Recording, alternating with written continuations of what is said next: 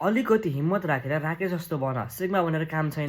Rakesh इभेन्ट्सहरूमा volunteering गर्ने गर्थ्यो र एउटा इभेन्टमा आफू जस्तै भोलिन्टियरिङ गरिरहेको एउटा केटीलाई देख्यो र उसको नाम चाहिँ सम्झना थियो। राकेशले कामको विषयमा बीचमा उसँग कुरा गरिरहेको थियो र कन्ट्याक्टहरू पनि सेयर भयो। एक दिन राजनीतिक इभेन्टमा राकेशलाई सम्झनाले इन्भाइट गर्छ र दुवैजना राजनीतिक इभेन्ट्समा गए।